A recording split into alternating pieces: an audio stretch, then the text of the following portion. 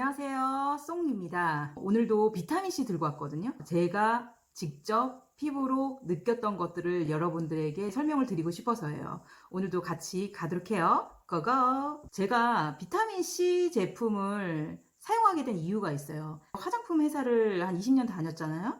꾸준하게 사용하지 못한 제품이 바로 비타민C 제품이에요. 그 이유가 갈변이 너무 심한 거예요.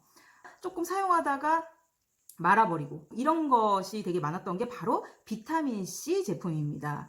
그런데 휴가를 갔다 오면서 굉장히 뜨거운 태양빛을 받아서 기미하고 잡티가 되게 많이 올라오고 피부톤 자체가 칙칙해졌어요. 그래서 비타민C를 제대로 한번 써봐야 되겠다라고 생각을 했는데 한 달 정도 비타민C 앰플 자체를 꾸준하게 사용한 것 같아요. 그런데 놀라운 사실을 발견했어요. 이 비타민C 앰플은 기미하고 잡티를 개선하기 위해서 사용했다라고 말씀드렸잖아요. 그거는 좀 옅어지는 것이고 옅어지는 것도 시간을 굉장히 요하거든요. 즉각적으로 좋아졌다라고 생각하는 게 두 가지가 있습니다. 첫 번째가 피부결 개선이 놀라울 정도로 좋아요. 두 번째가 잔주름이 굉장히 좋아졌어요. 깊은 주름이 있고 잔주름이 있단 말이에요. 근데 깊은 주름은 화장품에서 짧게 사용해서 개선하기는 쉽지 않거든요.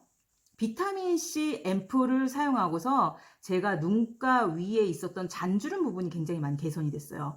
그거를 보고서 비타민C 앰플이 기미, 잡티, 피부결 이 정도만 생각을 하고서 사용을 했는데 잔주름 개선은 굉장히 좋다. 제가 임상을 통해서 확인을 해서 여러분들에게 소개해드리고 싶었어요. 꾸준하게 사용하지 못한 이유가 갈변이 심하다. 꾸준히 사용하기 위해서 제가 사용하고 있는 게 이 비타민C 파우더 제품입니다. 근데 비타민C 파우더가 좋은 이유 중에 하나는 이게 전혀 아니다라고 얘기할 수 있는 건 아니지만 굉장히 자유롭다. 이것도 갈색병을 띠고 있어요. 빛과 열에 약한 게 비타민C라고 말씀드린 바 있습니다. 그리고 비타민C 파우더 제품은 한 3회 정도 분량만 만들어서 쓸 수 있기 때문에 갈변 걱정이 없어요. 신선한 비타민C 앰플을 매일 사용할 수 있는 거죠. 옛날 사진 보면 잔주름이 있어요. 크게 웃은 것도 아닌데 위에 잔주름이 보였거든요. 근데 그 부분의 효과가 굉장히 좋더라. 그럼 어떤 비타민C 파우더를 골라야 되니? 라는 질문을 하실 수 있을 것 같아요. 비타민C 파우더 같은 경우는 시중에 많이 나와 있고 특성은 굉장히 비슷해요. 그래서 첫 번째로 비타민C 파우더를 고르는 선택 기준을 말씀드리면 너무 큰 거는 사지 마셔라. 산화되는 것을 아예 안 된다라고 얘기 드린 건 아닙니다. 그래서 이 제품도 보시면은 공기와의 접촉을 최소화하기 위해서 구멍이 굉장히 작게 만들어져 있어요. 그만큼 비타민C 자체가 어떤 형태로든 민감하다라는 말씀을 드립니다.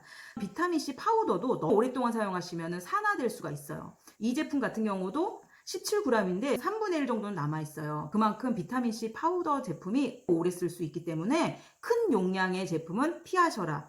두 번째로는 순수 비타민C 파우더 100% 들어있는 거를 고르셔야 되는데 화장품의 전성분은 아스코빅 애시드입니다. 아스코빅 애시드 100%라고 적혀 있는 게 순수 비타민C다 라고 얘기할 수 있을 것 같고, 그 다음에 세 번째는 영국산 비타민C. 비타민C 파우더는 중국과 영국 이렇게 나오는데 중국산이 나쁘다라고 얘기할 수는 없어요.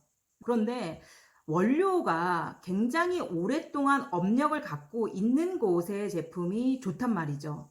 그만큼 테스트를 많이 거쳤고 그만큼 노하우가 많이 쌓여 있기 때문이라고 할 수 있습니다. 화장품 회사는 셀링 포인트라고 하죠. 내가 내세우고 싶은 것들은 깨알처럼 적게 되어 있습니다. 그렇다 보니까 영국산 비타민C를 사용했다라고 하면 영국산이라는 말을 안 쓸 수가 없어요. 세 가지 요건을 갖춘 제품을 사용하시면 된다.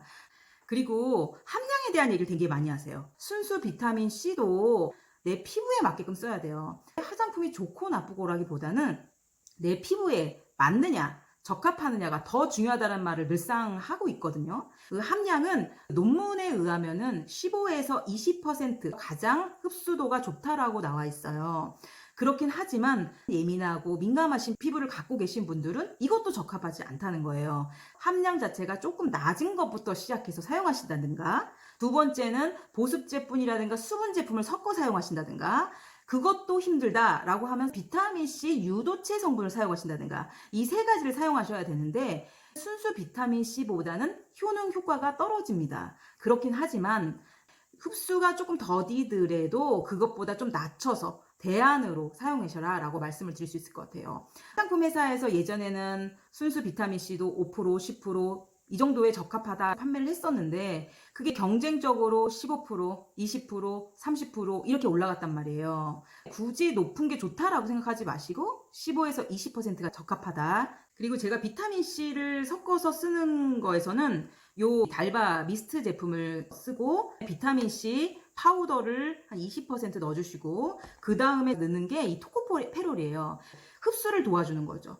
비타민C 분자 자체가 작지가 않기 때문에 흡수에 어려움을 가질 수가 있어요. 그래서 이 토코페롤 이 흡수를 도와주기 때문에 이 세 가지는 필수적으로 넣고 있고 3회 정도만 쓸 수 있는 분량 정도만 만들어서 쓰고 있거든요. 저는 한 3회 정도 쓸 분량이기 때문에 굳이 특수 용기나 갈색병에 넣지 않았지만 그것도 조금 걱정되신다 하시는 분들은 갈색병 사용하셔도 괜찮을 것 같아요. 이 제품을 이렇게 발라주고 있는데 이렇게 발라주니까 이 피부 톤 개선되고 피부 결 좋아지는 것 뿐만 아니라 이 눈가 쪽도 제가 이렇게 해서 바르거든요. 전체적으로 이렇게 바르고 여기 집중적으로 이렇게 바르고 이렇게 바르니까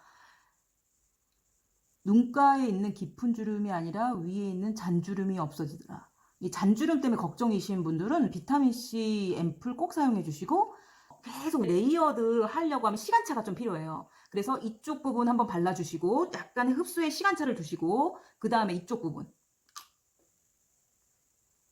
이렇게 눈가 쪽도 이렇게 발라주시고 이쪽에 어느 정도 흡수가 됐다라고 하면은 또 발라주시는 거예요.